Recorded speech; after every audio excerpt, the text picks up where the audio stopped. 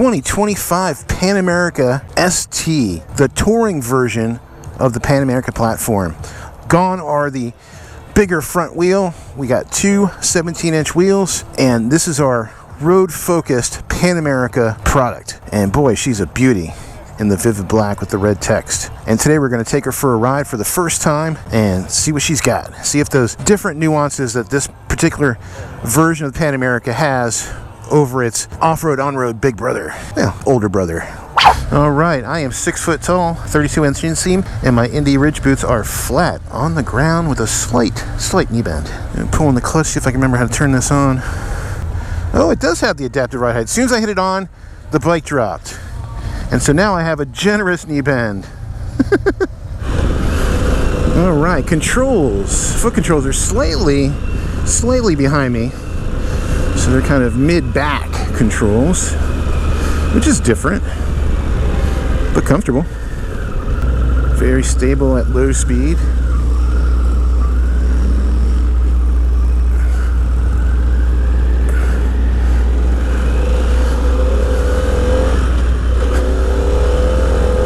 Nice smooth shifts. Helps the rev match a little bit. Of course, the stock exhaust, not that loud, which is good. Allows me to concentrate on what I'm trying to do here.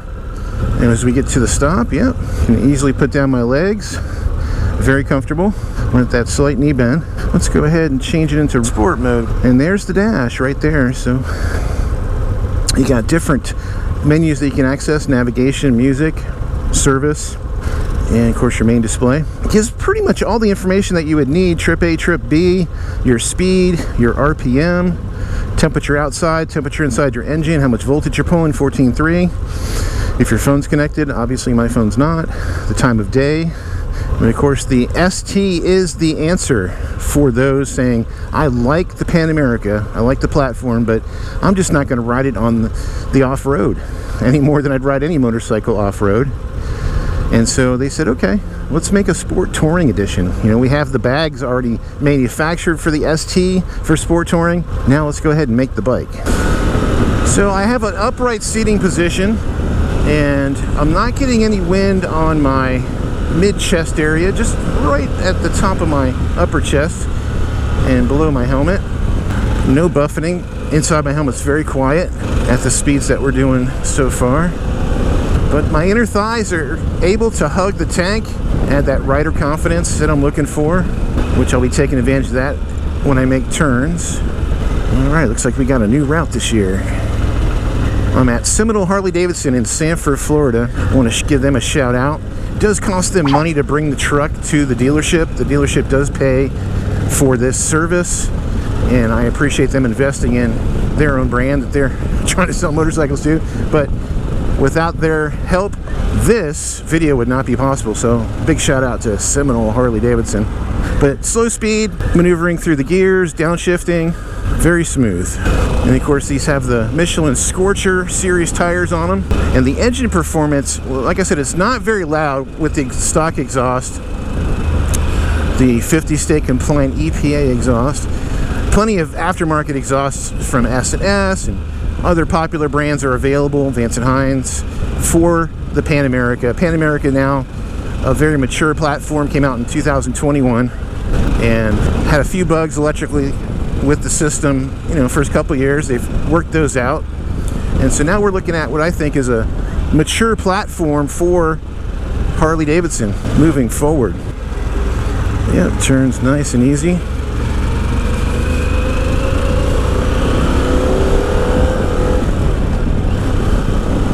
And the Pan America, with it being a water-cooled based engine, you can rev it out a lot higher than you can with the air-cooled product, the Milwaukee 8 engine, which, if you're not accustomed to riding anything but Harley Davidson, that's going to seem kind of foreign to you. I have a 2021 Sportster, which revs out even higher than the big twin air-cooled, but not as high as what we're finding with these RevMax engines. You can really wring their neck. The red line's at 9,000. But if you want to simply just ride it in a comfortable gear at your pace, like right now I'm lugging around at 3,800 RPM in 4th gear, and the bike is fine. It's responsive. It'll give me power if I need it.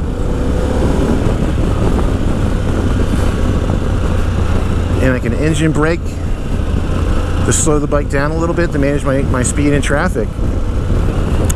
Slip down a gear, and I have the 6-axis IMU that protects me against downshifting and my rear tire sliding all over the place, which, you know, I enjoy that on my Evo Softail. Doesn't have that technology, but it's a joy to ride. Hey, we get some twisty action now.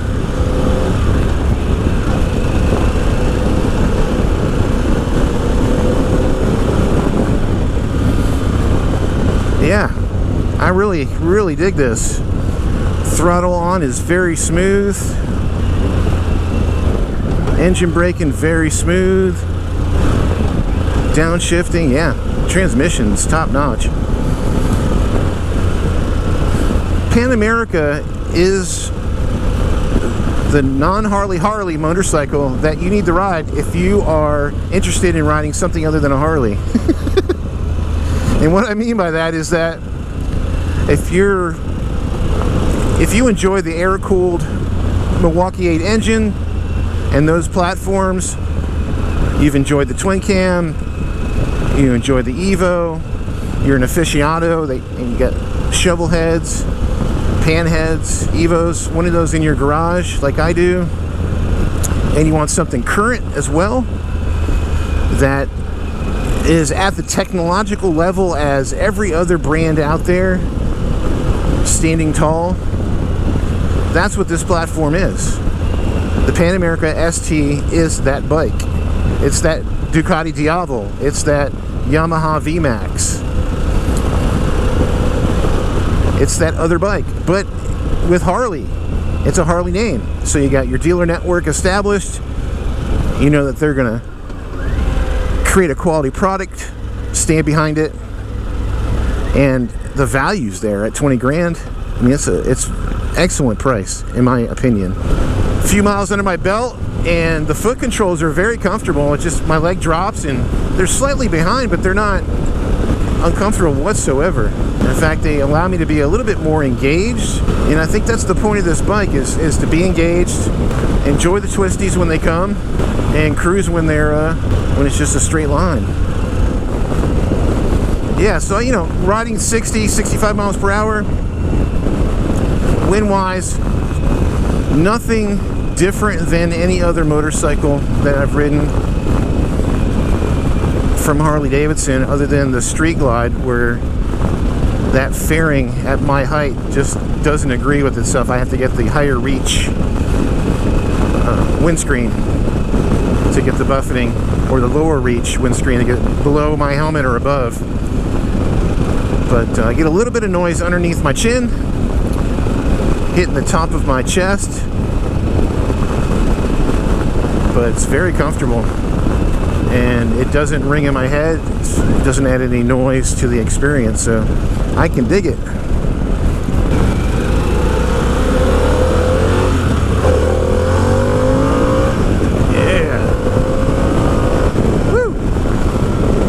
It just uncorks the baby, and the Brimbos are very responsive in respect.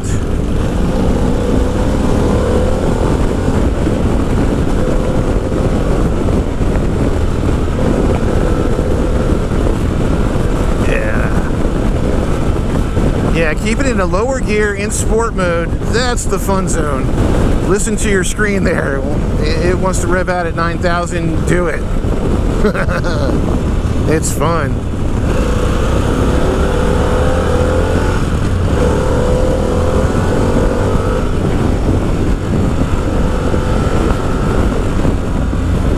Oh, yeah, that's nice. So what bikes are out there that are similar to the Pan America performance-wise? Well, you got quite a few. In the cruiser category per se, nothing really out that you can buy right now and ride, in my opinion. But this really isn't a cruiser, is it? Is it a naked bike? So yeah, I'm gonna put it in the category of it's a naked sport bike. That's what the ST is. Might be a controversial statement, but that's how I'm gonna treat it. And so then We look at products like the Duke 1290 Super Duke.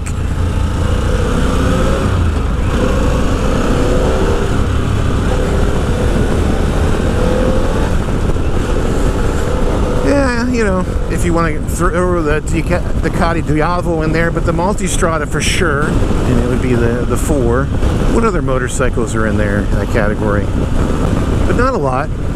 You know, Buell will have its Super Cruiser come out next year, maybe. I don't know. We'll see if it ever happens.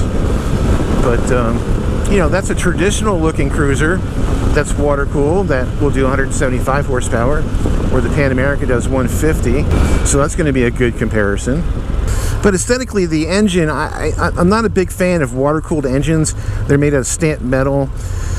There's case covers, whether it's Indian, whether it's Harley. In the case of Buell, they have the Rotax engine, and you really can't make them look as pretty or as architecturally pleasing to the eye as an air-cooled engine, whether it's a Milwaukee 8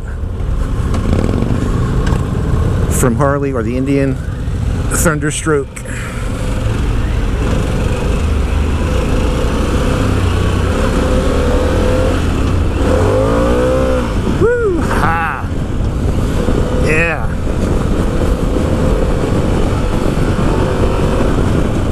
She'll scoot, that is for sure.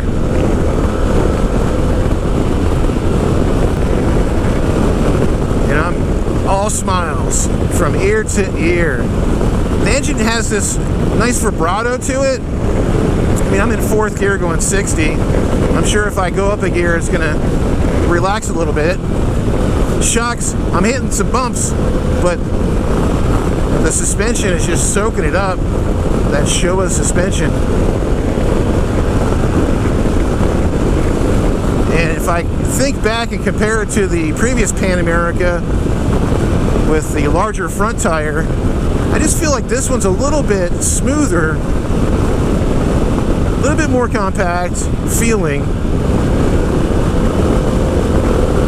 and absorbs and soaks those bumps up just a little bit better. That's the feeling I'm getting. But I absolutely hear very little of the engine noise. It's mostly just wind.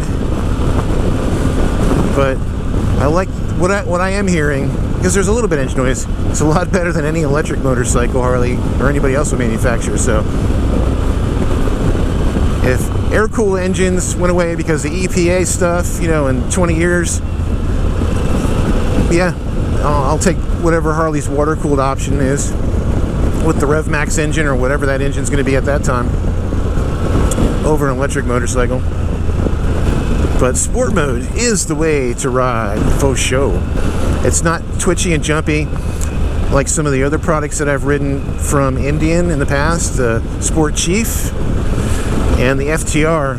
The throttle was very twitchy in sport mode, very sensitive. Whatever Harley's engineers have done in their testing, they've really nailed it.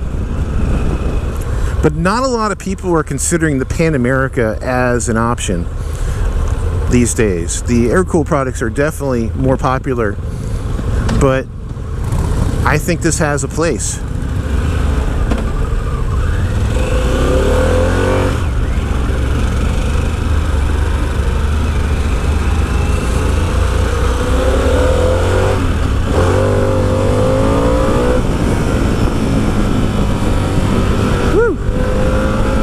I like the vibe that it has when it's cranking out. And then it smooths out once you get into another gear. I like it. But I think the Pan America has a place in this lineup, and I think that if you like Harley and that's your brand, but you want something that's not a bagger, that's in the 500-pound range instead of the 800 to 900-pound range. And that could be for someone that's older, that's got bagger experience. It could be for someone that's newer to motorcycling. in the Harley family, or it's someone who wants something familiar to their metric experience. Oh, it turns on a dime. And it self-cancels on the signals. Nice.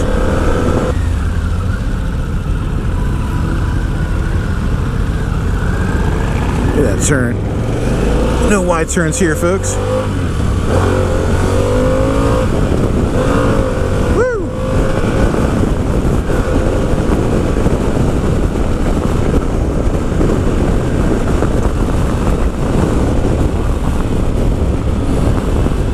Now that the demo ride is coming to the latter quarter end here, I'm getting used to the motorcycle. Take it for a couple rides. If you're really interested in this, I would take it for a couple demos just to get an idea how it feels. But for me, very comfortable, doesn't feel squirrely. I'm just lacking that potato. And it's not that bike. It never will be. But I can add bags to this, sport touring bags, great commuter. I mean, if you're riding to work on your motorcycle, oh, they got lean. This would be a great commuter, very comfortable. Very comfortable.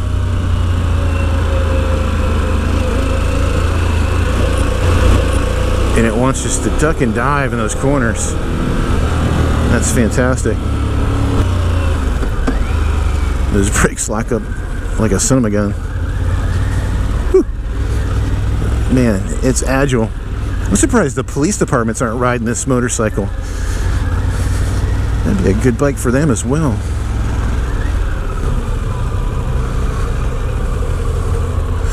All right. Go ahead and get my final thoughts on the 2025 Pan America ST. And we'll be right back.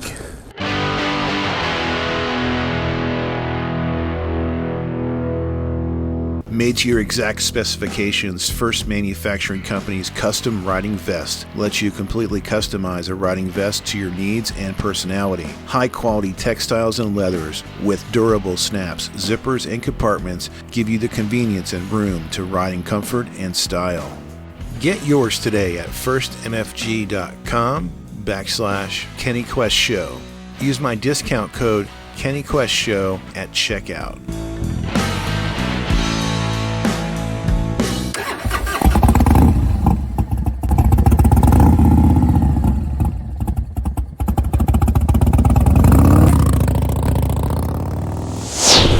Some of the things I like about the new Pan America ST, you're able to dial in the suspension yourself, which is awesome. I really think the Pan America ST is set up for a rider, a motorcyclist, someone who is an enthusiast that wants to ride it spiritably and enjoy themselves and really never have to update the bike once you buy it, with the exception of personalization such as maybe bar riser height based on how tall a person you are, and grips and foot pegs, just personal preference stuff.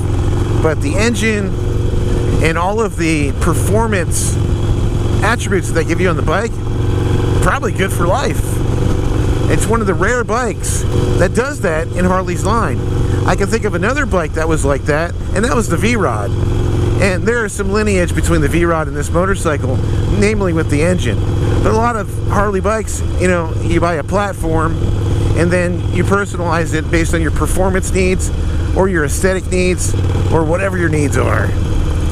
But in the case of the Pan America ST, I mean, they gave you 3 different paint jobs to pick from, and all of the other stuff that comes stock is pretty damn good. Now, one thing that I wish it did have on it that the regular Pan Americas have on it is an adjustable windscreen. On the regular Pan America, you got a lever that you can push, and when you go to reach for it on the ST, it's not there.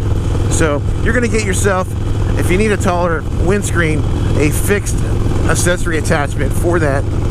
But overall, I can't complain about that.